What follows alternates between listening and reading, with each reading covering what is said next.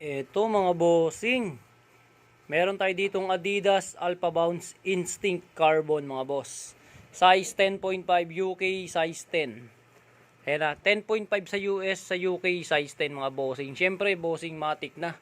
Original boss, meron ng LC. Ayan, meron ng legit check result. Original, tapos makikita mo yung details ng sapatos. Ayan o, boss, solid. Ang ganda ng details ng sapatos. Walang sole sep dikitan kahit punit bossing nga, kahit sackline issue wala. Original insole po yan.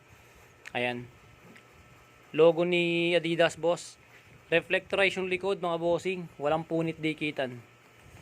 Ilalim, minimal heel drag, minimal toe drag, sign of use. Ayan mga boss. Kabila, punit dikitan bossing, wala pa oh. Tingnan mo naman kung gaano ka-solid yung details niyan. Size 10.5 mga boss ha. UK neto ay size 10, US 10.5. Original legit meron ng LC. Yan, walang punit dikitan bossing, walang basag. Reflectorize, pang running, pang training mga bossing, original insole. Ayan. Minimal heel drag, minimal toe drag, sign of usage.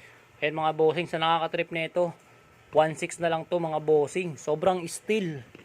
Ayan, mataas pa yung presyo nito sa online mga bossing, sa online platform. Ayan, kahit i-check nyo mga boss.